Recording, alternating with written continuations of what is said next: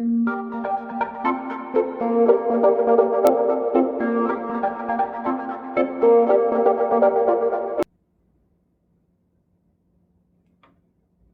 दोस्तों, कैसे हैं आप लोग। स्वागत है आपका लोग स्टडी पे। तो आज का लेक्चर जो है वो ह्यूमन रिप्रोडक्शन का पार्ट 2 है। इसमें हम फीमेल रिप्रोडक्टिव जो सिस्टम था वहाँ तक हमने पिछले लेक्चर में कर लिया था। तो अब हम फीमेल रिप्रोडक्टिव सिस्टम से आगे बढ़ेंगे और बात करेंगे गैमेटोजेनेसिस की। देखिए, इससे पहले के लेक्चर में मैंने आपको इवेंट्स ऑफ ह्यूमन रिप्रोडक्शन के बारे में बताया था, जिसमें पहला इवेंट था गैमेटोजेनेसिस। उसको समझने के लिए हमें रिप्रोडक्टिव सिस्टम की समझ होनी चाहिए थी, इसलिए हमने मेल और फीमेल रिप्रोडक्टिव सिस्टम को अच्छे से पढ़ा। अब हम जो पहला इवेंट है ह्यूमन रिप्रोडक्शन में वो है गैमेटोजेनेसिस, जिसको शुरू करेंगे। तो चलिए शुरू करते हैं। क्या क्या पढ़ेंगे हम इसमें? गैमेटोजेनेसिस को पढ़ेंगे, स्पर्मेटोजेनेसिस को पढ़ेंगे, oogenesis और मेंस्ट्रुअल साइकिल। यहाँ पे हमारे पास 4 टॉपिक है। पहला है गैमेटोजेनेसिस, फिर spermatogenesis, oogenesis and menstrual cycle. तो चलिए शुरू करते हैं। देखिए, gametogenesis, the primary sex organ, the testis in the male and the ovaries in the female produce gamete that is sperm and ovum respectively bye the process called gametogenesis. तो आपको ये बात पता होनी चाहिए कि जो प्राइमरी सेक्स ऑर्गन होते हैं मेल एंड फीमेल में, वो कौन से होते हैं। मेल में होते हैं टेस्टिस और फीमेल में होते हैं ओवरी। ठीक है। अब रही बात कि फिर जो फीमेल्स में ओविडक्ट होती है, यूट्रस होता है, सर्विक्स होता है ना, फैलोपियन ट्यूब होती है। ये किस मतलब फिर ये कौन से सेक्स ऑर्गन है? ये एसेसरी सेक्स ऑर्गन है, सेकेंडरी सेक्स ऑर्गन है। ठीक है। और जो प्राइमरी सेक्स ऑर्गन है, जो मेन सेक्स ऑर्गन है जिसके अंदर गैमेट फॉर्म होते हैं, वो है मेल में टेस्टिस और फीमेल में ओवरीज। ठीक है। जो कि क्या प्रोड्यूस करते हैं? गैमेट। क्लियर। और मेल में कौन से गैमेट होते हैं? स्पर्म यानी कि मेल गैमेट और ovum female gamete respectively bye the process called gametogenesis. अब in testis the immature male germ cell spermatogonia produce sperm by gametogenesis that begins at puberty। अब देखो मेल्स में क्या होता है, याद रखने वाली लाइन इंपॉर्टेंट है कि मेल्स में हमें इमेच्योर मेल जर्म सेल देखने को मिलती है, जिनको बोलते हैं स्पर्मेटोगोनिया। क्या बोलते हैं? स्पर्मेटोगोनिया बोलते हैं। और ये स्पर्म बनाती है, ठीक है, स्पर्मेटोजेनेसिस के थ्रू। और बिगिन कब होती है ये सारी प्रोसेस? ये बिगिन होती है एट प्यूबर्टी।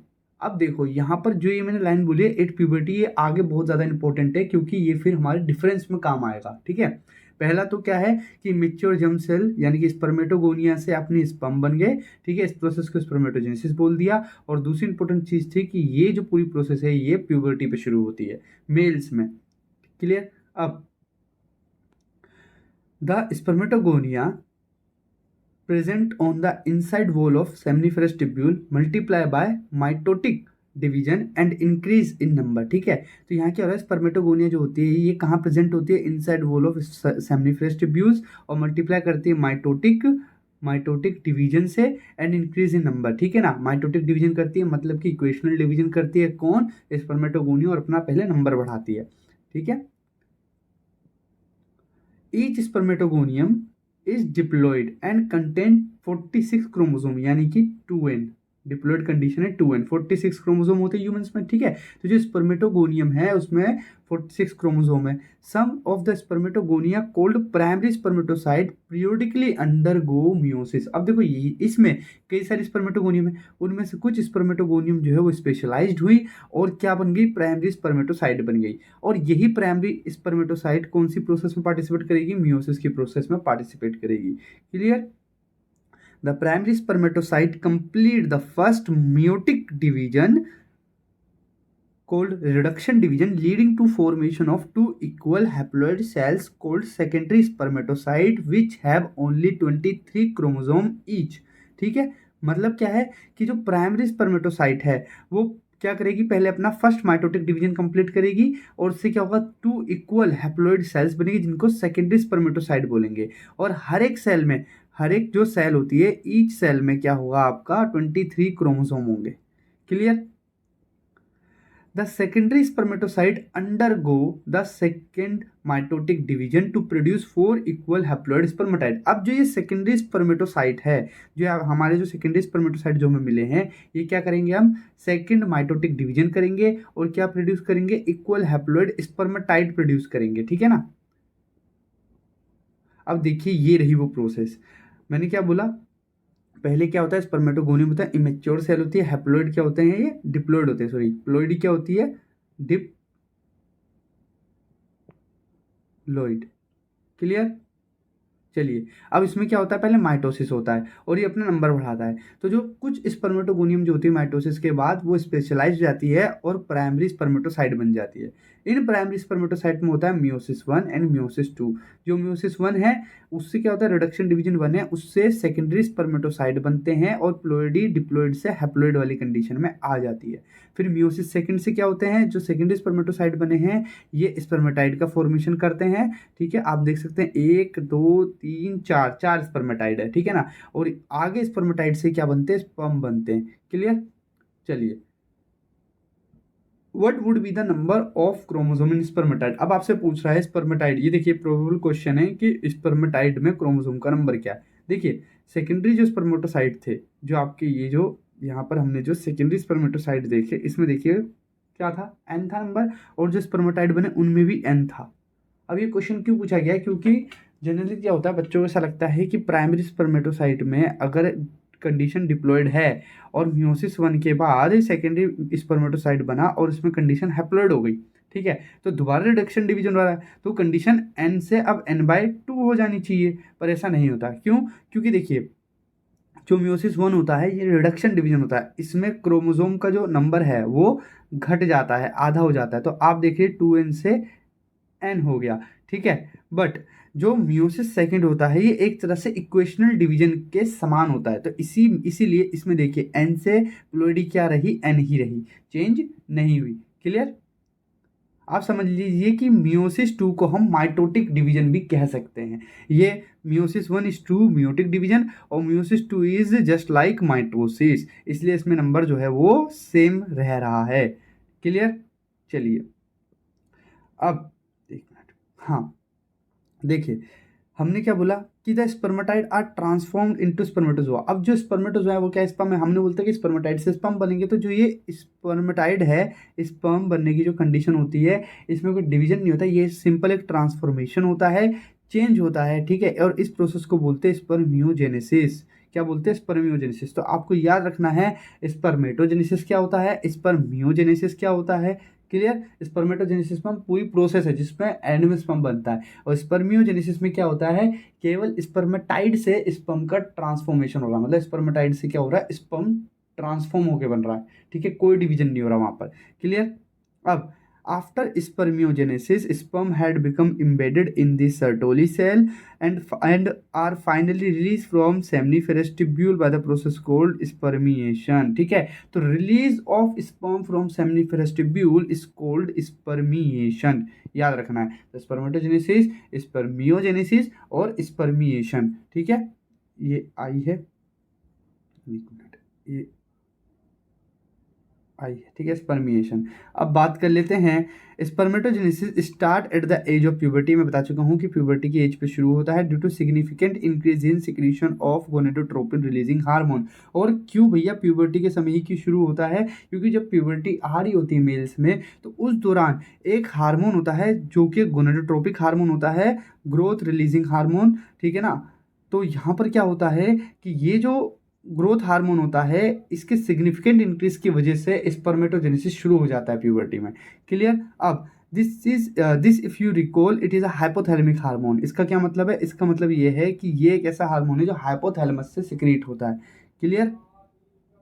चलिए the increase level of growth releasing hormone then acts at the anterior pituitary gland and stimulate secretion of 2 gonadotropin luteinizing hormone and follicle stimulating hormone. अब ये क्या बोल रहा है कि जो ये आपका GnRH मतलब जो ये ग्रोथ हार्मोन है GnRH जब रिलीज हुआ तो इसने क्या किया, एंटीरियर पिट्यूटरी ग्लैंड जो होती है, एंटीरियर पिट्यूटरी ग्लैंड जो होती है उस पर काम किया और उससे 2 हार्मोन रिलीज करा, एक LH और दूसरा FSH। यानी कि ल्यूटिनाइजिंग हार्मोन, और दूसरा फॉलिकुलर स्टिमुलेटिंग हार्मोन। क्लियर। अब जो ये LH होता है ये एक्ट करता है लीडिंग सेल्स पे और स्टिमुलेट करता है सिक्रीशन ऑफ एंड्रोजन को, और एंड्रोजन जो होता है ये प्रोसेस ऑफ स्पर्मेटोजेनेसिस को क्या करता है, स्टिमुलेट करता है। और FSH किस पे काम करता है, सर्टोली सेल्स पे, और सर्टोली सेल्स पे काम करके क्या करता है, सर्टोली सेल्स पे काम करता है, और दूसरा stimulate secretion of some factor which help in process of spermiogenesis. तो देखो याद रखना, जो LH है वो एंड्रोजन हार्मोन को बना रहा है जो स्पर्मेटोजेनेसिस में हेल्प कर रहा है, और जो FSH है वो कुछ फैक्टर रिलीज कर रहा है जो स्पर्मियोजेनेसिस में हेल्प कर रहा है, और FSH सर्टोली सेल की भी हेल्प करता है, उन पे भी काम करता है। क्लियर हो गया। तो यहाँ पर ना मैं आपको एक चीज जो है बताना चाह रहा हूँ, देखिए 1 मिनट तो है हमारे पास, चलिए कोई नहीं, यहाँ देखते हैं। देखिए यहाँ पर समझ लेते हैं।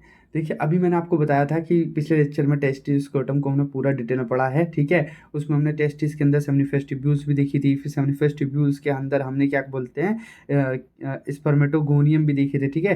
ये जो स्पर्मेटोगोनियम है इनको, यानी कि डिप्लॉयड सेल स्पर्मेटोगोनियम को हमने देखा था, फिर हमने प्राइमरी स्पर्मेटोसाइट को भी देखा था, सेकेंडरी स्पर्मेटोसाइट को भी देखा था, फिर हमने स्पर्मेटाइड देखा था, उस स्पर्मेटाइड से कैसे स्पर्म बनते हैं वो भी हमने देखा था। क्लियर हो गया। अब ये जो पूरी प्रोसेस है ना, ये पूरी प्रोसेस ये है स्पर्मेटोजेनेसिस।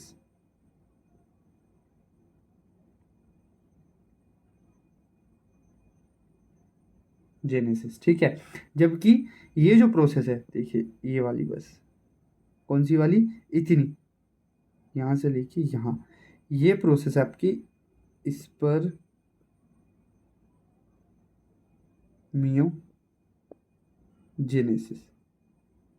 क्लियर हो गया। स्पर्मेटोजेनेसिस स्पर्मियोजेनेसिस में।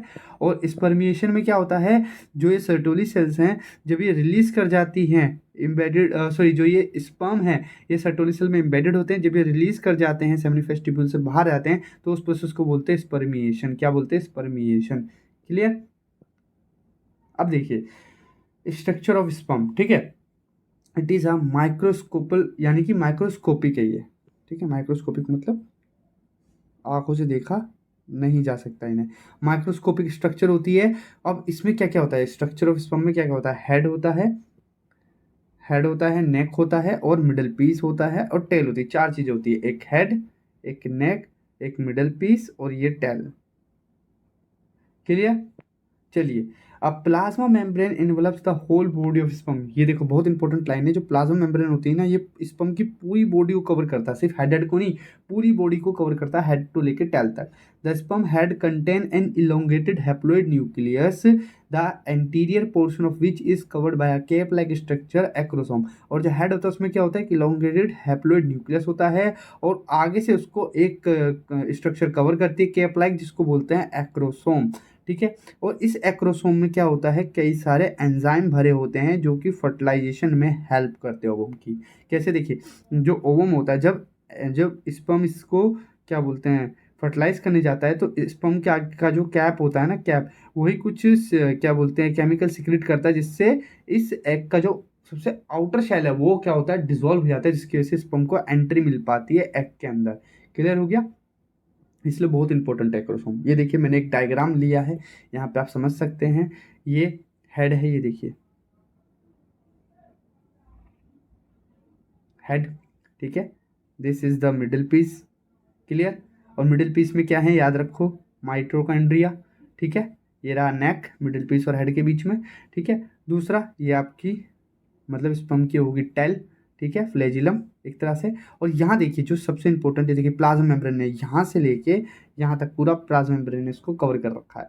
अब एक चीज़ और है, देखिए यहाँ पे मैं आपको बताता हूँ, जनरली आपको पता है कि एक जो सेल होती है उसमें 2 सेंट्रियोल्स होते हैं, ठीक है। एक सेंट्रियोल तो है इसके पास ही, देखिए ये रहा एक सेंट्रियोल, दूसरा सेंट्रियोल कहाँ गया, दूसरे सेंट्रियोल ने ही ये जो टेल है इसका फॉर्मेशन किया है।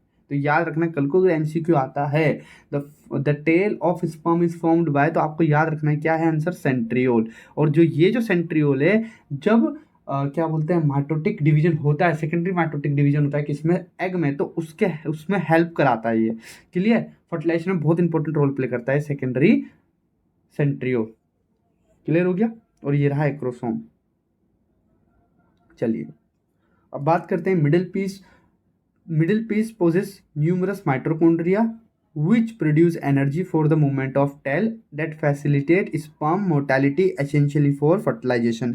The human male ejaculate 200 to 300 million sperm. देखिए कितना लंबा डाटा है कि जो ह्यूमन मेल है वो कितने स्पर्म इजेक्यूलेट कर सकता है ड्यूरिंग अ कोइटस। एक कोइटस के दौरान वो कितने स्पर्म रिलीज कर सकता है? 200 to 300 मिलियन स्पर्म रिलीज कर सकता है। Of which of for normal fertility कम। अब देखिए ये इसने तो इतने रिलीज कर दिए, लेकिन नॉर्मल फर्टिलिटी के लिए इन 200 to 300 मिलियन स्पर्म में से एटलीस्ट 60% जो स्पर्म हैं वो कैसे होने चाहिए? Must have normal shape and size and at least 40% of them, मतलब इस 60% में से भी 40% of them show vigorous motility. मतलब 60% जो है शेप और साइज क्या होना चाहिए? नॉर्मल होना चाहिए। और उन 60% नॉर्मल शेप एंड साइज वाले स्पर्म में भी 40% स्पर्म की जो मोर्टेलिटी है वो विग्रस होनी चाहिए, बहुत तेज वो मूव करनी चाहिए। क्लियर हो गया? तभी फर्टिलिटी अच्छी होगी। Clear? The sperm release from seminiferous tubule are transported by the accessory duct. ठीक है, अब जो स्पर्म है जो इस सेमिनिफेस ट्यूब्यूल से निकले किससे ट्रांसपोर्टेड होंगे? आगे एक्सेसरी डक्ट से, यानी कि आपके रिटिटेस्टिस से कहाँ जाएंगे? इस वासा एफरेंशिया में, वासा एफरेंशिया से एपिडिडाइमस, एपिडिडाइमस से वासा डेफरेंस, वासा डेफरेंस से फिर इजेकुलेटरी डक्ट से फिर बाहर। क्लियर? चलिए अब secretion of epididymis, vasa deferens, seminal vesicle and prostate are essential for maturation and motility of sperm. ये याद रखना। देखिए स्पर्म बन गया है, सेमिनिफेस ट्यूब्यूल से रिलीज हो गया है, इसका मतलब ये नहीं कि स्पर्म एकदम मैच्योर है, उसने अभी तक अपनी जो मोटिलिटी है, मोटिलिटी मतलब स्पीड जो मूव करने की जो क्षमता है वो गेन नहीं करी है। उसको गेन करने के लिए उसे epididymis, vasa deferens, seminal vesicle और प्रोस्टेट इन सब के सिक्रीशन की जरूरत पड़ती है, तब जाके वो कहीं मूव कर पाता है। ठीक है, तो जो seminal plasma along with the sperm constitute the semen. जो सेमाइनल प्लाज्मा है, ये सेमाइनल प्लाज्मा है, ये क्या करता है? Along with the sperm constitute the semen, semen का निर्माण करता है। मतलब sperm plus seminal plasma is semen. Clear? अब the function of male sex accessory duct and glands are maintained by the testicular hormone, it is androgen. तो जो function होता है, देखिए अब एंड्रोजन क्यों रिलीज हो रहा है? एक तो स्पर्मेटोजेनेसिस में हेल्प करता है, दूसरा ये हेल्प कर रहा है किसमें? Function of male sex accessory ducts की जो फंक्शन है उसमें हेल्प कर रहा है, ये ग्लैंड्स की फंक्शन में हेल्प कर रहा है। And maintain by the testicular hormone which is known as androgen. Clear? चलिए यहाँ स्पर्मेटोजेनेसिस कंप्लीट हो चुका है। अब बात कर लेते हैं oogenesis की। देखिए oogenesis, the process of formation of mature female gamete is called oogenesis। ठीक है, in which markedly different form of which is markedly different from spermatogenesis. अब यहाँ पर मैं क्या बोल रहा हूँ? तो process of formation of mature female gamete is called oogenesis, जो कि बहुत आराम से आप डिफरेंशिएट कर सकते हैं किससे? स्पर्मेटोजेनेसिस को इस oogenesis से आप आराम से डिफरेंशिएट कर सकते हैं। क्लियर हो गया? अब oogenesis is initiated during the embryonic developmental stage. ठीक है, मतलब ये जो oogenesis कब शुरू हो जाता है? एम्ब्रियोनिक स्टेज पे ही शुरू हो जाता है। When a couple of million gamete mother cell यानी oogonia are formed within each fetal ovary, no more oogonia are formed and added after birth. मतलब क्या है? देखिए मतलब ये है कि जो स्पर्मेटोजेनेसिस है मेल में कब स्टार्ट होता है? At puberty. ठीक है, वो भी क्योंकि जो जीएनआरएच है जो एक हाइपोथैलेमिक हार्मोन है उसका सिग्निफिकेंट इंक्रीज होने की वजह से स्पर्मेटोजेनेसिस शुरू हो जाता है प्यूबर्टी में मेल्स में। लेकिन फीमेल्स में ऐसा नहीं होता। फीमेल्स में जो oogenesis है वो एम्ब्रियोनिक डेवलपमेंट के दौरान ही शुरू हो जाती है और million of gamete mother cell यानी कि oogonia फॉर्म्ड होती हैं ईच फीटल ओवरी में। बट अगर एक बार बर्थ हो गया मतलब फीमेल चाइल्ड का, तो उसके बाद कोई भी ऐड नहीं की जाती, मतलब उसमें फिर कोई भी गोनिया ऐड नहीं होती। जितनी फॉर्म होनी है मदर के वुम में ही फॉर्म होंगी जब वो फीटल कंडीशन है, एम्ब्रियोनिक कंडीशन में। क्लियर हो गया? These cells starts division and enter into prophase first of the meiotic division and get temporarily arrested that stage called primary oocyte। मतलब क्या है? देखिए होता क्या है कि जो मियोसिस होता है, मियोसिस यानी कि माइटोटिक डिवीजन, यहाँ पे आएगा। ठीक है, माइटोटिक। तो जो मियोसिस होता है, मियोसिस में क्या होता है? दो होता है, मियोसिस 1 एंड मियोसिस टू। ठीक है, अब जो म्यूसिस में 4 स्टेज होती है, प्रोफेज, मेटाफेज, एनाफेज, टेलोफेज। ठीक है, तो यहाँ पर म्यूसिस 1 में जो प्रोफेज फर्स्ट है उसमें क्या हो रहा है, इस उगोनिया ने पार्टिसिपेट किया। ठीक है, और ये टेम्परली अरेस्ट हो गई एट दिस स्टेज, और इसको अब क्या बोल रहे हैं हम, प्राइमरी oocyte बोल रहे हैं। क्या बोल रहे हैं, प्राइमरी oocyte बोल रहे हैं। क्लियर हो गया। अब each primary oocyte then get surrounded by a layer of granulosa cells, it is called primary follicle। अब जो ये प्राइमरी oocyte है इसको ग्रेनुलोसा सेल क्या करेगी, चारों ओर से कवर कर लेगी। ठीक है, तो कवर होने के बाद जो ये सेल बनी इसको बोल रहे हैं प्राइमरी फॉलिकल। क्या बोलते हैं, primary follicle. A large number of these follicle degenerate during the phase from birth to puberty. अब बच्ची, जो छोटी बच्ची हैं उनका जो बर्थ होता है और प्यूबर्टी तक कई सारे फॉलिकल्स जो होते हैं वो डिजनरेट कर जाते हैं। देयरफॉर एट प्यूबर्टी, तो प्यूबर्टी पे क्या होता है, only 60,000 to 80,000 primary follicles are left in each ovary. मतलब एक ओवरी में 60,000 से 80,000 प्राइमरी फॉलिकल्स ही बचते हैं एट प्यूबर्टी। और the primary follicle get surrounded by more layer of granulosa cells and a new theca are called secondary follicles. और जो प्राइमरी फॉलिकल्स होता है ना, ये और ज़्यादा ग्रेनुलोसा सेल से कवर हो जाती है, और ज़्यादा ये फिर थिक हो जाती है, और इसको अब हम बोलते हैं सेकेंडरी फॉलिकल। क्या बोलते हैं, सेकेंडरी फॉलिकल। क्लियर हो गया। अब the secondary follicle soon transform into a tertiary follicle which is characterized by fluid filled cavity called antrum। तो देखिए कई बार एमसीक्यू आया है, व्हाट इज एंट्रम। तो antrum is nothing, it is found in tertiary follicle and it is a fluid filled cavity. ये एक fluid filled cavity होती है। क्या होती है, एक फ्लूइड फिल्ड कैविटी होती है जो कि टर्शरी फॉलिकल्स में देखने को मिलती है, और इसी की वजह से हम टर्शरी और सेकेंडरी फॉलिकल में डिफरेंशिएशन कर पाते हैं कि कौन सा सेकेंडरी कौन सा टर्शरी। क्लियर।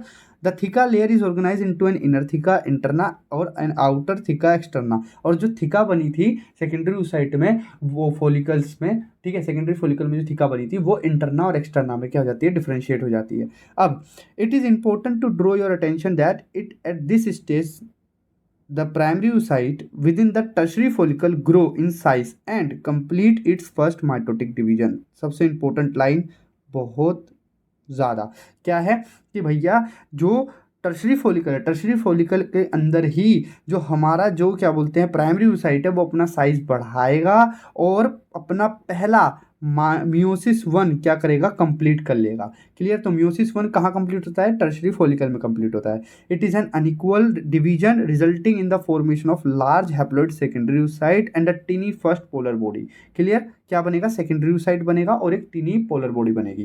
तो यहाँ आप देख सकते हैं, देखिए ये प्रीमोडियल फॉलिकल है जिससे प्राइमरी फॉलिकल बना, फिर सेकेंडरी फॉलिकल, और देखिए जो टर्शरी फॉलिकल जो later stage of secondary follicle में देखिए कैविटी बननी शुरू हो गई है और ये डायरेक्ट ग्रेफिन फॉलिकल बना दिया है। ठीक है, यहाँ टर्शरी फॉलिकल शोनी करी है, जबकि जो टर्शरी फॉलिकल होगा उसमें क्या होगा, एक फ्लूइड फिल्ड हमें कैविटी देखने को मिलेगी जो यहाँ पर प्रेजेंट है।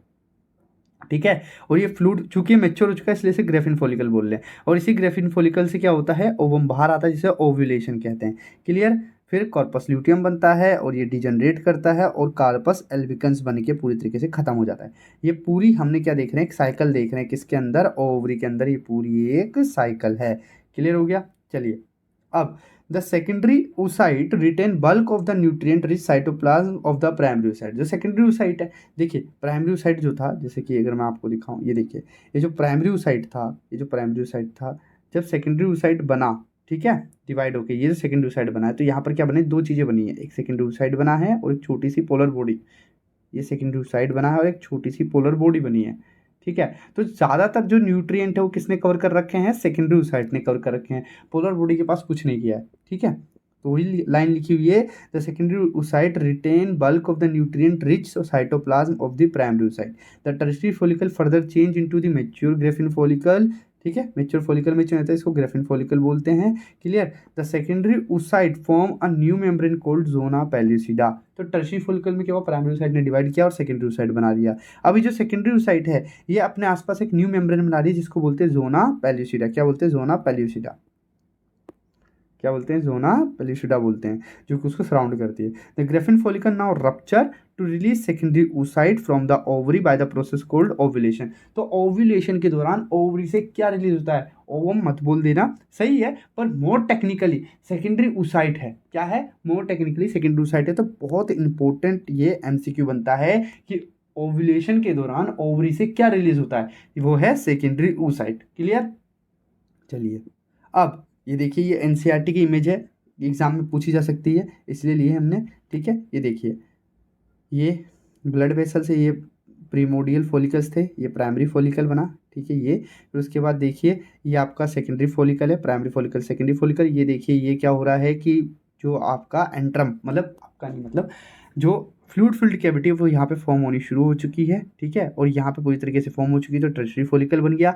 फिर ये मैच्योर हो गया तो क्या बन गया, ग्रेफिन फॉलिकल बन गया। और ग्रेफिन फॉलिकल ही रप्चर करता है, और ये जो है ये है सेकेंडरी oocyte। क्या है, सेकेंडरी oocyte। ठीक है, जो रिलीज हुआ है ओवम। क्लियर। और फिर जो ये बच गया ग्रेफिन फॉलिकल, ये जो बच चुका है ये आगे जाके कॉर्पस ल्यूटियम का निर्माण करेगा। तो देखिए एक और एनसीईआरटी की इमेज है हमारे पास, इसमें क्या है, हम देख रहे हैं ये मेल वाला पार्ट है, और ये जो है ये फीमेल वाला पार्ट है। ठीक है, अब यहाँ पे जो है गैमेटोजेनेसिस को बताया गया है। ये मेल्स में देखिए स्पर्मेटोगोनिया था, प्राइमरी स्पर्मेटोसाइट, सेकेंडरी स्पर्मेटोसाइट, फिर स्पर्मेटाइड, फिर स्पर्मेटोजोआ बना। और यहाँ पर आप प्लोइडी भी देख सकते हैं कि स्पर्मेटोगोनिया से जो प्राइमरी स्पर्मेटोसाइट है 46 तक है प्लोइडी, और यहाँ पर सेकेंडरी स्पर्मेटोसाइट से लेकर स्पर्मेटोजोआ तक क्या हो रहा है, 23, यानी कि हैप्लोइड कंडीशन है। यहीं पर अगर उगोनिया पे आ जाएं तो उगोनिया यानी कि जो उगोनिया से प्राइमरी स्पर्मेटोसाइट बना है। ठीक है, तो यहाँ पर आप देख सकते हैं उगोनिया से जो ये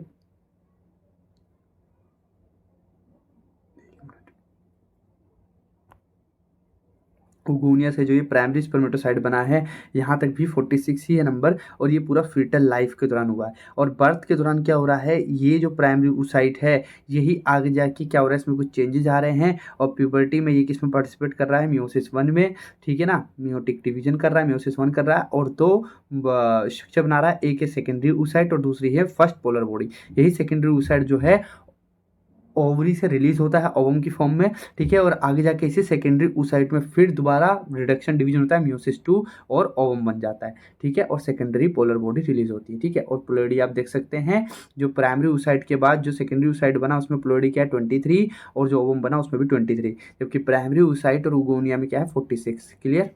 चलिए अब बात कर लेते हैं मेंस्ट्रुअल साइकिल की। The reproductive cycle in the female is called menstrual cycle. जो फीमेल्स होते हैं उनमें, जो फीमेल प्राइमेट होते हैं उनमें जो रिप्रोडक्टिव साइकिल होती है उसे मेंस्ट्रुअल साइकिल बोलते हैं। The first menstruation begin at puberty and is called menarche. ठीक है, तो क्या होता है कि जो पहला मेंस्ट्रुएशन होता है जो प्यूबर्टी पे होता है उसे मीनार्क कहते हैं। ठीक है, in human females menstruation is repeated at an average interval of about 28 to 29 days. ठीक है, तो फीमेल्स में क्या होता है, जो ह्यूमन फीमेल्स होती है उसमें 28 to 29 डेज की एक साइकिल होती है ना, साइकिल ऑफ इवेंट्स होते हैं starting from the menstruation will the next one is called menstrual cycle. तो मेंस्ट्रुअल साइकिल की छोटी सी डेफिनेशन है कि क्या होता है, ह्यूमंस में menstruation is a repeated at an average interval of about 28 to 29 days and the cycle of event starting from one menstruation till the next one is called menstrual cycle। ठीक है, one ovum is release during the middle of each menstrual cycle. और हर एक menstrual cycle के middle में क्या होता है, एक जो ओवम होता है वो रिलीज हो जाता है। ठीक है, ओव्यूलेशन होता है मिड ऑफ द साइकिल। अब बात कर लेते हैं यहाँ पर मेंस्ट्रुअल साइकिल की। देखिए, it is an natural recurring process in the female reproductive system lasting about 28 days on average.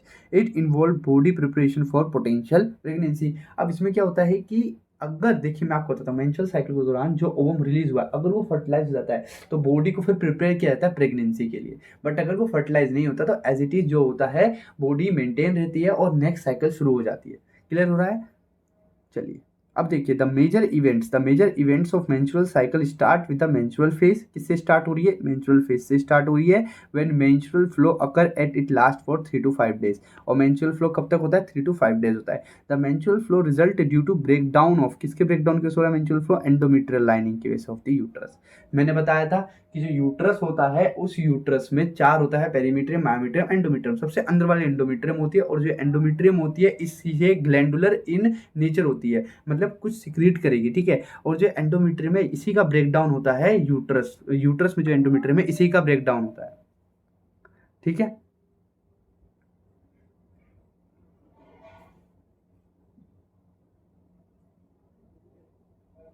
चलिए, and its blood vessels which forms liquid that comes out through vagina, ठीक है। तो the menstrual flow result due to breakdown of endometrial lining of uterus and its blood vessels which forms liquid that comes out through vagina.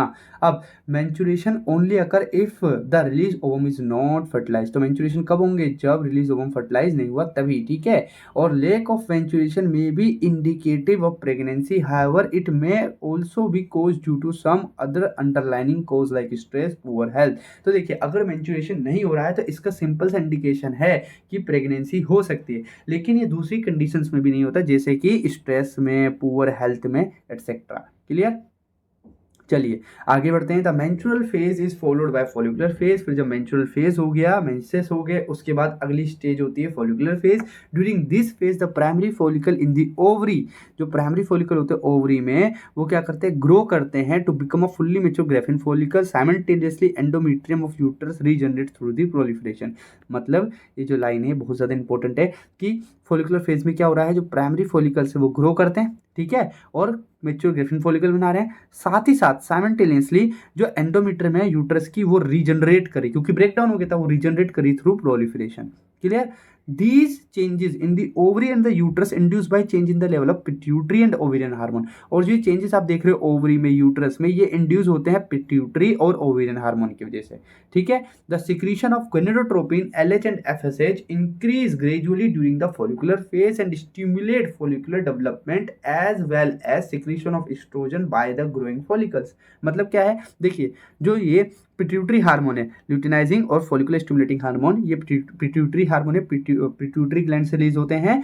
ये धीरे धीरे बढ़ते हैं follicular phase के दौरान और स्टिमुलेट करते हैं फॉलिकल की डेवलपमेंट को। मतलब फॉलिकुलर डेवलपमेंट में इनका बहुत इंपॉर्टेंट रोल होता है ना। साथ ही साथ जब फॉलिकल्स डेवलप होते हैं ओवरी में, तो उनकी वजह से ओवरी से एक हार्मोन रिलीज होता है जिसको बोलते हैं एस्ट्रोजन, ठीक है, जो ग्रोइंग फॉलिकल्स के लिए नेसेसरी होता है, जरूरी होता है। आई बात समझ?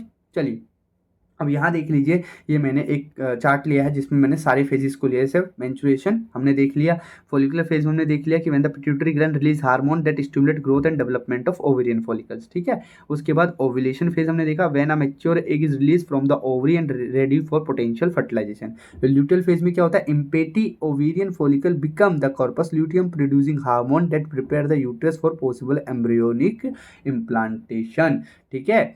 और ये देखिए, ये पूरी स्टेजेस है। जैसे देखिए, हमने बोला था ना कि फर्स्ट से लेके 5 डेज क्या होगा? मेंसेस होगा। फिर 6 से लेके 14 डे तक क्या होता है? फॉलिकुलर फेज होता है। और at the end of the 14 day क्या होता है? ओवम रिलीज जाता है। फिर वो ओवम 15 टू 19 डेज क्या होता है? वो ओवम रिलीज हो गया। अब ये 15 टू 19 डेज के बीच में ओवम के रिलीज का चलेगा। ये 15 से 19 डे के बीच में कोई भी ओवम रिलीज हो सकता है। उसके बाद 20 से लेकर 28 दिन तक क्या होता है? ल्यूटियल फेज होता है। मतलब जो कार्पस ल्यूटियम होता है वो बना रहता है, धीरे धीरे करके डिजनरेट होता है। और उसके बाद जब वो पूरी तरीके से खत्म हो जाता है तो दोबारा एंडोमेट्रियम ब्रेकडाउन होता है और दोबारा नई साइकिल शुरू हो जाती है। क्लियर हो गया? चलिए, अब such an endometrium is necessary for implantation of fertilized ovum and other event of pregnancy। अब देखिए, जो एंडोमेट्रियम रीजनरेट हो रही है यूट्रस में, ये एंडोमेट्रियम क्यों हो रही है? क्योंकि अगर एंडोमेट्रियम नहीं होगी तो इम्प्लांटेशन नहीं हो पाएगा। तो such endometrium is necessary for implantation of the fertilized ovum and other event of pregnancy. During pregnancy all event of menstrual cycle stop and there is no menses, ठीक है, यार मेंस्ट्रुएशन।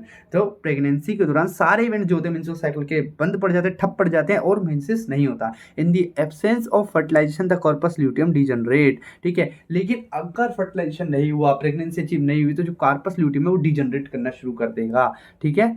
अब this cause disintegration of the endometrium leading to the menstruation making a new cycle. अब इससे क्या हो रहा है? एंड अब देखिए, कार्पस ल्यूटियम जब डिजनरेट करता है तो उससे होता है एंडोमेट्रियम का डिसइंटीग्रेशन, मतलब एंडोमेट्रियम का ब्रेकडाउन होता है और जिससे मेंस्ट्रुएशन होने शुरू जाते हैं और एक नई साइकिल चालू हो जाती है। क्लियर हो गया? चलिए, अब both LH and FSH attain a peak level in middle of the cycle about 14 day। peak level attain क्या? ovulation नहीं हुआ, peak level attain क्या? 14 day पे। rapid secretion of, अब यहाँ क्या हो रहा है? इस peak level पे rapid secretion of luteinizing hormone maximum level during the mid cycle called LH surge which induce rupture of graphene follicle। जो क्या induce करता है? graphene follicle के rupture को inducing करता है and thereby the release of ovum happens, जिसकी वजह से क्या होता है? ovum release हो जाता है और ovulation हो जाता है। the ovulation यानी कि ovulatory phase, अब क्या हो रहा है? ओवुलेटरी फेज हो गई, is followed by luteal phase. अब ओवुलेटरी फेज जो है वो ल्यूटियल फेज के ल्यूटियल जो ल्यूटियल फेज है उससे शुरू हो जाएगी, ठीक है। During the remaining part of Graafian follicle transform into the corpus luteum, जो रिमेनिंग पार्ट है ग्रेफिन फॉलिकल का वो कॉर्पस ल्यूटियम में चेंज हो जाएगा, ट्रांसफॉर्म हो जाएगा। और जो कॉर्पस ल्यूटियम है सिक्रीट करेगा प्रोजेस्टेरोन को, एक और ओवेरियन हार्मोन, किसको सिक्रीट करेगा, प्रोजेस्टेरोन को सिक्रीट करेगा, which is essential for maintenance of the endometrium, जो क्या करता है, एंडोमेट्रियम को मेंटेन करके रखने का काम करता है, उसका ब्रेकडाउन होने नहीं देता। क्लियर हो गया। तो आपको एस्ट्रोजन हार्मोन पता चल गया, प्रोजेस्टेरोन पता चल गया, एलएचओ और एफएसएच भी पता चल गया। चलिए अब देखिए ये एनसीईआरटी का फिर एक और बहुत इंपॉर्टेंट डायग्राम है, एज इट इज आपसे एग्जाम में पूछा सकता है, एज इट इज आपसे एमसीक्यू इसके ऊपर आ सकता है, ठीक है। तो हम पहले बात कर लेते हैं ओवरीज के इवेंट की। देखिए हमने यहाँ देखा था मेंस्ट्रुएशन, ठीक है, फॉलिकुलर फेज थे, ठीक है, ल्यूटियल फेज थी और नेक्स्ट साइकिल थी। तो अब देखते हैं होता क्या। देखिए ओवरियन इवेंट ही है, ओवरी में क्या होता है, डेवलपिंग फॉलिकल होता है, धीरे धीरे डेवलप कर रहा है, ठीक है। और यहाँ पर आप देख सकते हैं जो ये ल्यूटिनाइजिंग हार्मोन है धीरे धीरे धीरे बढ़ रहा है, ठीक है। और इस पर्टिकुलर पॉइंट पे आप देखेंगे कि जो एफएसएच है वो भी बढ़ा है, उसके बाद घट रहा हुआ अलग बात है, लेकिन एफएसएच एंड एलएच दोनों इस पॉइंट तक बढ़े थे, उसके बाद केवल एलएचएच ही बढ़ रहा है धीरे धीरे, और एफएसएच भी बहुत स्लोली ग्रो कर रहा है। क्लियर। और इनकी वजह से क्या हो रहा है कि जो फॉलिकल है उसकी डेवलपमेंट हो रही है, और इस फॉलिकुलर डेवलपमेंट के दौरान, इस फॉलिकुलर ग्रोथ के दौरान जो एस्ट्रोजन है वो हार्मोन भी देखिए धीरे धीरे बढ़ रहा है। जैसे जैसे फॉलिकुलर ग्रोथ आगे बढ़ रही है वैसे वैसे जो एस्ट्रोजन हार्मोन है वही बढ़ रहा है। और ओव्यूलेशन के दौरान एलएच एंड एफएसएच भी पीक पे होते हैं और एस्ट्रोजन हार्मोन भी बहुत ज़्यादा सीक्रेट होता है। लेकिन एक बार ओवुलेशन हो गया, एक बार ओवम रिलीज हो गया, तो जो रिमेनिंग पार्ट है ग्रेफिन फॉलिकल का वो क्या होता है, कार्पस ल्यूटियम में चेंज हो जाता है, जिसकी वजह से एस्ट्रोजन क्या होता है, शट डाउन या फिर कह लीजिए कि ड्रॉप कर जाता है, ठीक है। सडन ड्रॉप आ जाता है एस्ट्रोजन में, और जो प्रोजेस्टेरोन है, जो यहाँ पर प्रोजेस्टेरोन है वो एकदम से शूट करता है, और जब तक कार्पस ल्यूटियम है तब तक शूट करता है, और जैसे जैसे कार्पस ल्यूटियम डिजनरेट करता है वैसे वैसे प्रोजेस्टेरोन भी डिजनरेट कर रहा है। अब यहाँ पर आप देख सकते हैं, ये तो मैंने एलएचए एफएसएच को फॉलिकल से रिलेट करके बता दिया, एस्ट्रोजन को फॉलिकल से रिलेट करके बता दिया, लेकिन एस्ट्रोजन का ज़्यादातर रिलेशन किससे, एंडोमेट्रियम से। किससे है, एंडोमेट्रियम से। तो देखिए जैसे ही एस्ट्रोजन ये देखिए बढ़ा, ये ग्रो कर रहा था एंडोमेट्रियम, ठीक है। अब यहाँ पर ये देखिए मेंटेन है, ये मेंटेन है। अब इस मेंटेनेंस को कौन बनाया हुआ है, यही प्रोजेस्टेरोन बनाए हुए हैं। क्लियर हो गया। चलिए तो देखिए इवेंट्स, ये यूट्रस में इवेंट हो रहे थे, मेंसेस, फिर यूट्राइन जो एंडोमेट्रियम में वो ग्रो कर रही है, फिर मेंटेन है, फिर डिजनरेट कर गई, ये यूट्राइन इवेंट है। ओवेरियन हार्मोन देख लीजिए, एस्ट्रोजन बढ़ रहा है, प्रोजेस्टेरोन कब बढ़ता है, कॉर्पस ल्यूटियम जब बढ़ता है प्रोजेस्टेरोन बढ़ता है। ओवेरियन इवेंट में हम देख चुके हैं कि डेवलपिंग एम्ब्रियो डेवलपिंग फॉलिकल है, उसके बाद मैच्योर फॉलिकल है, फिर ओव्यूलेशन हो गया, फिर कॉर्पस ल्यूटियम बन गया, फिर डिजनरेट कर रहा है कॉर्पस ल्यूटियम। क्लियर। फिर हमने पिट्यूटरी हार्मोन देखे कि जब डेवलपिंग फॉलिकल डेवलप करता है तो उस दौरान एफएसएच एंड एलएच दोनों ग्रो करते हैं, लेकिन एफएसएच बहुत तेजी से एलएचए जो है ल्यूटिनाइजिंग हार्मोन जो है वो बहुत तेजी से ग्रो करता है, और जो पीक अटेंड कर लेता है तो एलएच सर्ज होता है। क्या होता है, एलएच सर्ज। एलएच सर्ज होता है जो कि इंड्यूस करता है किसको, ओव्यूलेशन को, और फिर कॉर्पस ल्यूटियम बनता है, और फिर उस दौरान क्या होता है कि एलएच एंड एफएसएच दोनों क्या होते हैं, ड्रॉप करते हैं धीरे धीरे, ठीक है। और सिर्फ प्रोजेस्टेरोन जो है वो शूट अप करता है to maintain the endometrium. Clear हो गया। चलिए, in human beings, the menstrual cycle sees around 50 years of age, that is termed as menopause। ठीक है, ह्यूमन बींग्स में क्या होता है, जो मेंस्ट्रुअल साइकिल होती है वो 50 साल के आसपास सीज कर जाती है, बंद हो जाती है, इसको बोलते हैं हम मीनोपोज। क्या बोलते हैं, menopause. Cyclic menstruation is an indicator of normal reproductive phase and extend between मीनाक टू मीनोपोज। तो जो साइक्लिक मेंस्ट्रुएशन होता है ये नॉर्मल रिप्रोडक्टिव फेज या नॉर्मल रिप्रोडक्टिव हेल्थ को इंडिकेट करता है। अगर किसी की जो मेंस्ट्रुअल साइकिल है वो नॉर्मल है, उसको टाइम पे मेंसेस हो रहे हैं, ठीक है, कोई दिक्कत नहीं है उसको, तो अगर नॉर्मल रिप्रोडक्टिव साइकिल है, मेंस्ट्रुअल साइकिल है, तो रिप्रोडक्टिव हेल्थ उसकी अच्छी है, ठीक है। और जो ये मेंस्ट्रुएशन होता है, पूरा जो साइकिल होती है ये मीनार्क से लेके मीनोपोज तक एक्सटेंड करती है। क्लियर हो गया। चलिए आज के लिए इतना ही। Thank you for watching. अगर लेक्चर अच्छा लगा हो तो लाइक कीजिए, सब्सक्राइब कीजिए, और अपने और दोस्तों को इसको शेयर कीजिए, ठीक है। तब तक के लिए हम नेक्स्ट वीडियो पे काम करेंगे, नेक्स्ट लेक्चर आएगा इसका। तब तक के लिए आप पढ़ते रहिए, खुश रहिए। जय हिंद, जय भारत।